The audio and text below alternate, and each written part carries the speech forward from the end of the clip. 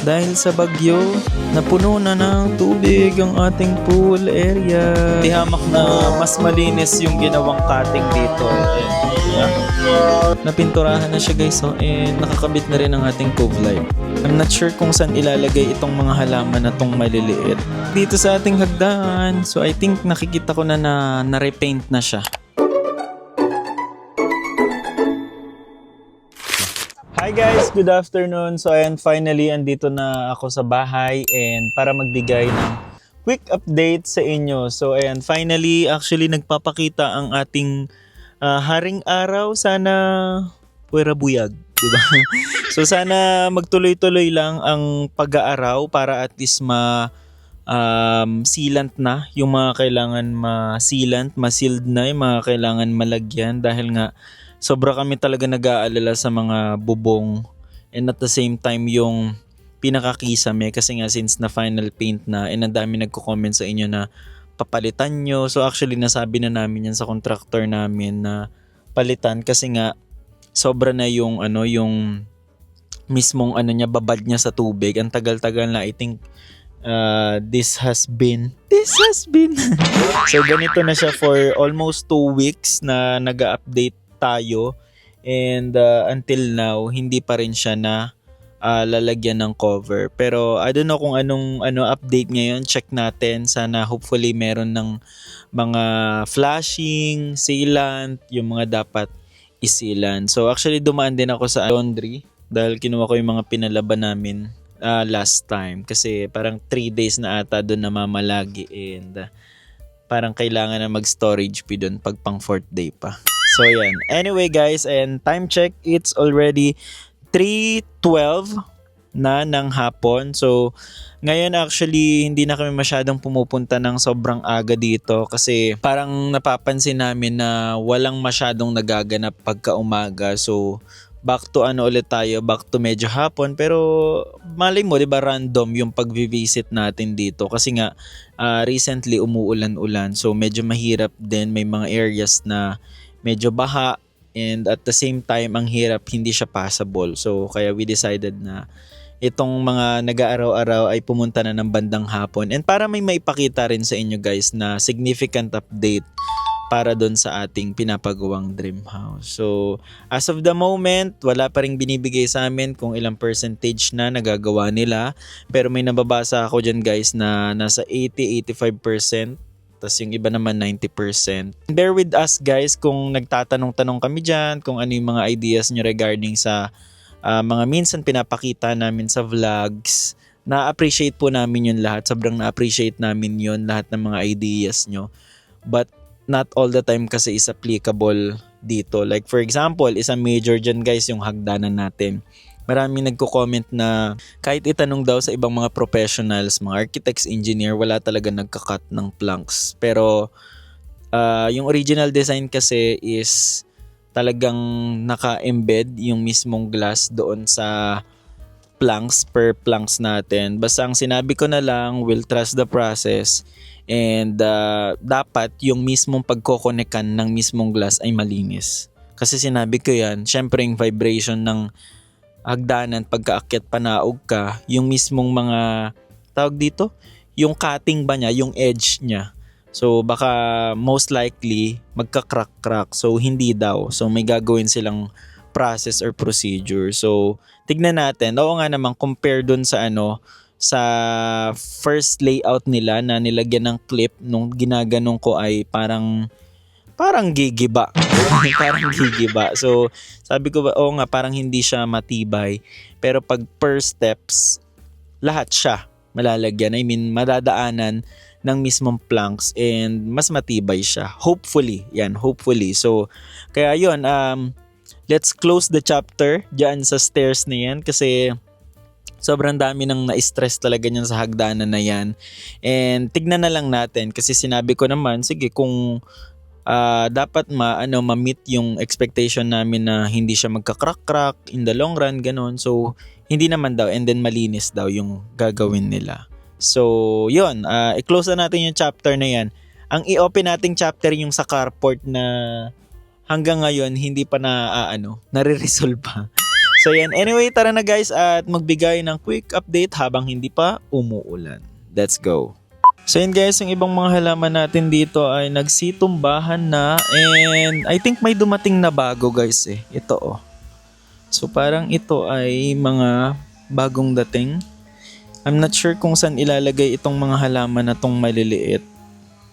Kasi, pero sa atin to eh. Dahil nandito siya sa may area. Dahil dito nila nilalagay yung mga bagong delivery. So, ano bang halaman to guys? Comment down below. Yung halaman na ganito oh. Hindi ko sure kung ano yan eh. And ayun, buhay pa ang ating mga bulaklak dito. Forget me not. Ayan.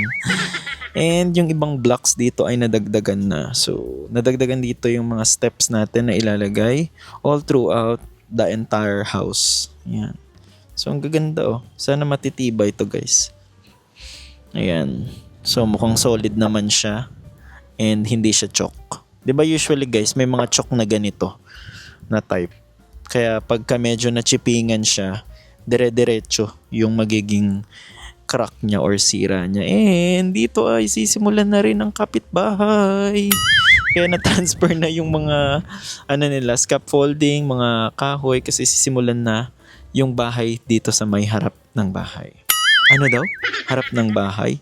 And kamustahin muna natin guys yung ating yung ating variegated plants kasi ang dami nagsasabi baka daw na naputol na. So far kumakapit siya at lumalago. Yan, 'di ba? Ang ganda pa rin, no? Bumagyo man, dumaan man ang multiple na bagyo at malalakas na hangin. Dito pa naman guys sa loob ng subdivision, sobrang lakas ng hangin. So, ito ay standstill pa rin silang dalawa. Standstill pa rin ang ating mga halaman. And dito nagsitumbahan na ang ibang mga halaman. Anong nangyari sa ating halaman? So, nagsitumbahan na sila guys. And dito, yan, buhay na buhay. Ang ganda nito guys, oh. Sobra ako na-inlove sa ganitong halaman. Yan, oh. Ano bang tawag dito sa halaman na to guys? Ayan, oh. Ayan, para mas closer look. Ang ganda kasi niya, oh, tignan. Parang ginagamit to guys pang pang decor sa baba. Pag matataas yung halaman, tapos nilalagyan nito sa baba. 'Di ba? Parang variegated din to eh. Tama ba guys? Pag variegated ganito, doble-doble yung kulay niya. May green sa loob, tapos outer niya may ganyang kulay. So, ayan, ang ganda. Buhay na buhay ang ating mga halaman. Waiting na lang sa area. So, may mga areas pa kasi dito guys sa loob ng bahay na hindi pa nafa-final paint. So, yan na lang ang inihintay talaga yung final paint para totally ma-install na yung ibang mga for landscaping natin kasi nga hindi sila makapagpintura recently dahil yung pintura ay dumudulas lang siya kasi nga umuulan. Ang gamit pa nila dito is Acrytex. Pero sa napapansin ko at nakikita ko may mga areas na final paint sila sa mga outer layer natin. So tara magbigay pa tayo guys ng ibang update sa ibang parts ng ating bagong bahay. Let's go. May nakita ko ditong flashing finally after 20 years. 20 years na talaga natin sasabihin. Ayan. So, ayan. Finally din, umakyat na rin sila doon dahil may araw na. Nalagyan na ng flashing ah. Ayan oh. Oh. Ayan oh. Ganyan. Para hindi tayo ma-stress dyan sa airport. Nalagyan na yung buo. Wala nang tulo. Ha? Sa Angeles ang puto. Ayan. So far, meron ng flashing pero hindi pa rin napipinturahan. Yan o, buo na yan eh. Buo na siyang may flashing. Pero wala pa siyang pintura at saka final paint. Mga next year ulit siguro nilang gagawin yan guys. Kada pacing sila eh. Ayan na, mga tana, Team Raisa. Ano yan? Anong nangyayari? Okay yung main door daw binaklas ulit. Pipinturahan ulit to, no?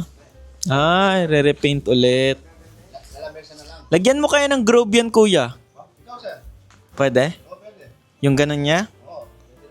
Maganda kaya? Maganda kaya? Yun ang tanong, maganda kaya? Parugan natin paper, tapos lagyan natin black nun. Oo, no? Ang ganda kaya? Wag na, baka abutin pa tayo 2027 yan. Ha? Yung Grove? Anong lesbiyak? Ah, yun dito, no? Ano kaya itsura? Suggestion mo naman. Anong terno sa ano mo?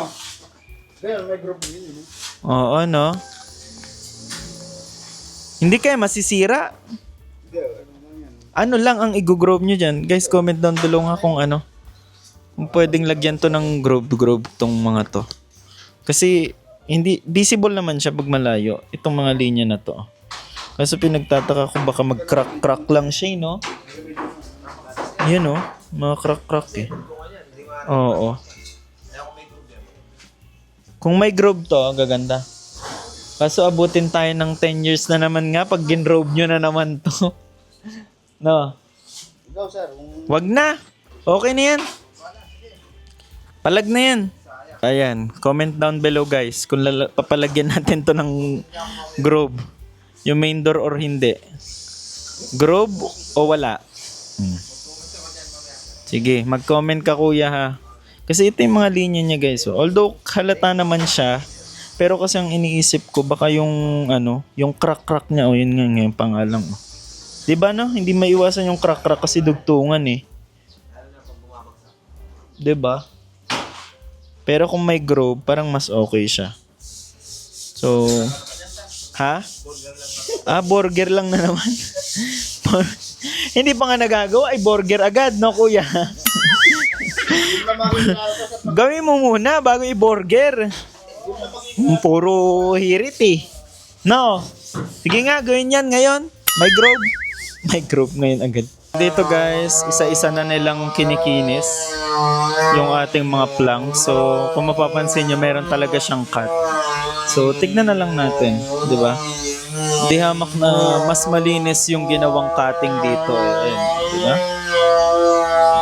Mas malinis. Makinis. Walang chismis. Ayun, hintay natin yung magiging final process nung ating hagdanan kasi nagpakita na naman siya. Baka marami na namang ma-stress at mag-comment dyan na bakit kinat. So, ayun, hintay na lang natin yung magiging process nila dun guys para at least hindi rin tayo ma-stress at iwas-iwas na tayo sa mga stress na yan. Ang problemahin natin, itong pinaka carport. So sa carport ay tinry ko siyang iganon, dugsungin kasi hindi naman pala siya gypsum board. Kumbaga FISM board ang gamit dito. So nung tinusok ko siya, hindi pa naman siya ngayon na inadudurog unlike yung gypsum board na siguro pagka katagalan bumabagsak. So ito hindi. So far hindi pa siya bumabagsak.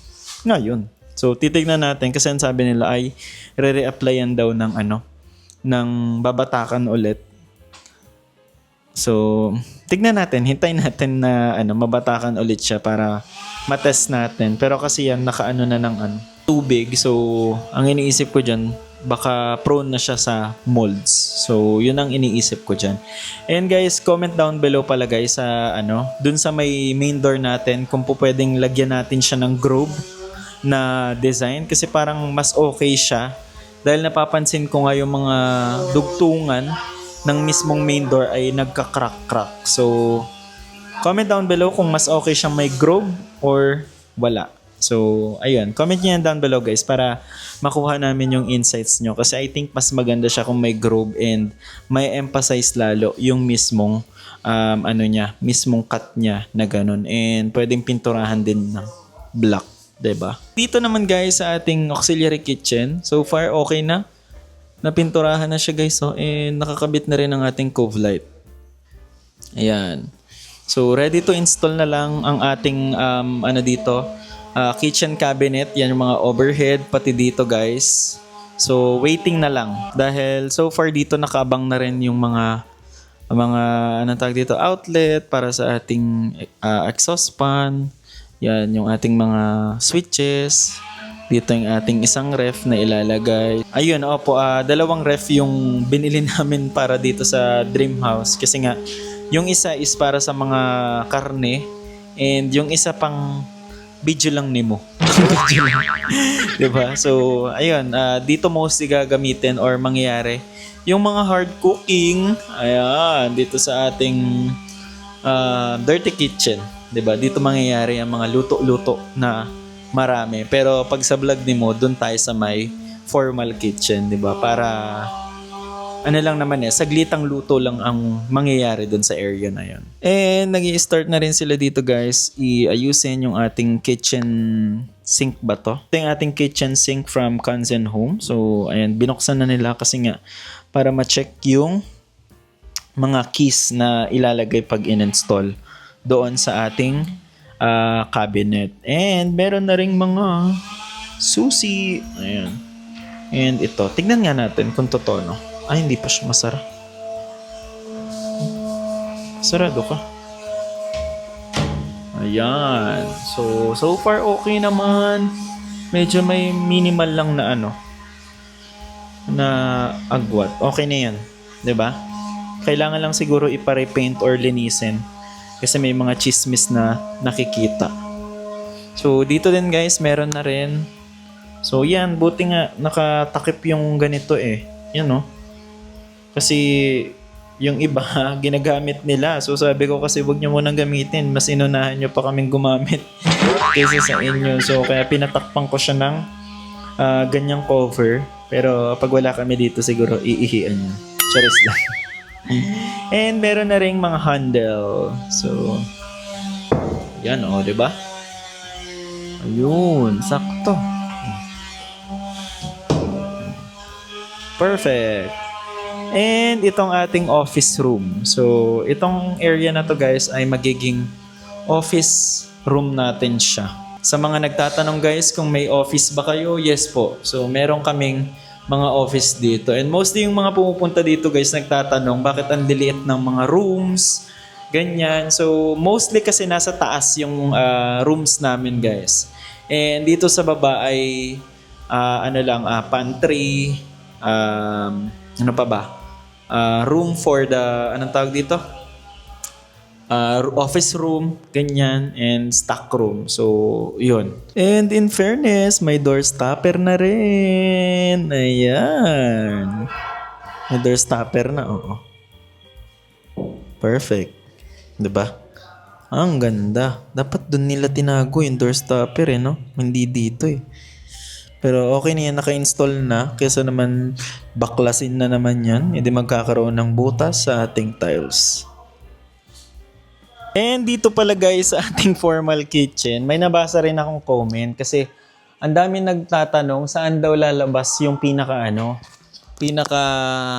usok pagka nagluluto dito. Kasi nung dinemo sa amin to ni Foreman, nagtry siya magpausok dito and walang lumalabas doon. And nagtaka din ako, saan napupunta? Yun pala guys, itong exhaust fan pala na to is may filter siya na tinatawag. So basta ito yung pinaka model or unit nitong exhaust hood namin. So yan yun, kumbaga may filter siya sa loob na sumisip-sip din nung mismong usok. Kumbaga nako-convert siya into nothing. So kaya nagtataka din ako nung una. Sabi ko, saan lalabas yung pinaka usok niya kung wala yung mismong kasi siya nagtaka din nung una So ayun ang natin dito.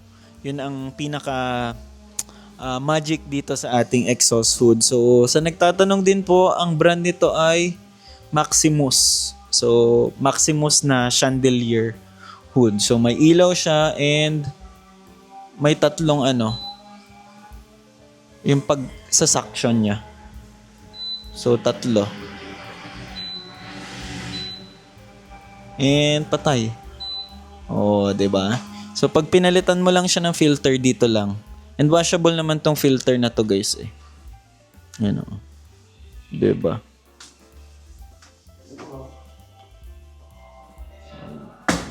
So matibay naman yung pinaglalagyan niya guys And yung problema natin na yung wire, siguro ang gagawin na lang namin ay bibilan namin ng parang wire din siya na same color nito para at least hindi siya masyadong eyesore sa taas. Kasi walang other choice or walang other option. Kung nakikita nyo yung kulay green na yun, guys, yan yung mismong galing sa ating supply ng kuryente. Pero yung mismo saksakan nitong hood na to, kulay black. So, siguro ang pinaka-option, palitan yon ng lighter and iipit doon sa may mismong kable. So, yun yung sinabi sa amin ng mismong pinagbilhan namin ito para hindi siya eyesore nga naman. Kasi wala talaga siyang kasamang hood, guys, para at least maitago. And yun din naman yung gusto namin, pinaka main purpose na hindi talaga siya magiging eyesore sa pag nagve-video. So, kaya yan ang istorya ng ating chandelier hood. So, check nyo guys sa Maximus. Medyo mahal din yung ganyan. Pero sabi ko, okay yan, investment din naman eh, di ba? And dito sa ating hagdan, so I think nakikita ko na na-repaint na siya. So parang nahilamusan na kahit papaano yung ating hagdanan. Yan o, medyo gumanda na siya. Ayan, malinis. Walang chismis, di ba? Punas-punas na lang siguro. Pati yung mga steps na anuhan naman na guys eh. Na pinturahan na rin siya. Ayan. So, waiting na lang sa installation ng planks natin dito para all goods na. Pwede na siyang magamit at umakyat-akyat ulit. Kasi as of now, pwede namang umakyat kaso ganyan nga lang ang magiging itsura. Sa gilid ka lang pwedeng dumaan. 'Di ba? Ang ganda na. Lalo dun guys, so itong pinaka-area yung pinaka-favorite ko eh. Yan. Yung pinaka-ano na yan. Accent na to dito guys, oh. Parang alpa-alpa land yung dating, 'di ba? Ng accent natin dyan. Lalo pag gabi, yan lang yung pinapailaw namin. And at the same time, itong ilaw na to guys na 3. Baka papalitan namin to ng warm white siguro. Kasi kulay puti eh. Hindi siya nagbabalance dun sa kulay ng ating ceiling na yan. Ang ganda oh, di ba? Yan. Ang ganda niyan pagkagabi guys. Pero parang nakukulangan lang ako sa may ilaw. Siguro, check namin sa interior kung pwedeng magpadagdag pagka nag-interior designing na lang. So, doon na lang kami siguro magpapadagdag para at least hindi na dagdag sa load ng ating general contractor dito and para matapos na. Para matapos lang. Yun lang. And update sa ating pool. Ten-ten-ten. Naging pool na talaga siya. Ayan na. Dahil sa bagyo, napuno na ng tubig ang ating pool area. Wow. Chismis. Diba? Naging ano na siya. Naging lawa na ang ating pool area. Diba? So far, okay lang yan. Para at least pagka may mga na huhulog na mga debris, safe yung ating mga tiles dito. Grooming na siya. Ayaw pa niya magpagupit. Buhati mo nga. Harley! So ayan mga seswang, habang nagantay kami kay Harley, ay nandito kami sa Jollibee. Ayun, dahil bibili tayo ng pagkain para kay Mama and para sa aming service. And dahil nag-ano na kami, nagrenta na kami ng tricycle. Ano ba tawag doon? Nag-ako pa na. Nangontrata na kami ng tricycle. So, ang good thing din mga seswang kasi, aantayin din daw kami ng ng driver. Sabi namin, baba na kami dyan. Gusto rin niya. So, syempre, para hindi nakakaya kasi almost 1 hour siya mag-aantay kasi nga, gugupitan ko si Harley. Bibiran natin siya ng food para meron siyang pagkain na habang nag-aantay sa amin. Gusto mo yun? Baka yun. Ano yung pagkain mo? Di ko nga nakita yun. Ano nga yung in-order mo? Spaghetti, burger, fries ba? Wow. Tumulan, so yun si Asa sa Kuya. kanyang book. Ito yung kanyang food. Meron siyang fries and burger. Ayan. Kuya, kain ka muna. Asa dito. Drinks. Wala silang straw. Kain na. Yan, kalbo na siya. Harley, excited na siya umuwi guys. So yan ang aming service. Go na. Dahan-dahan.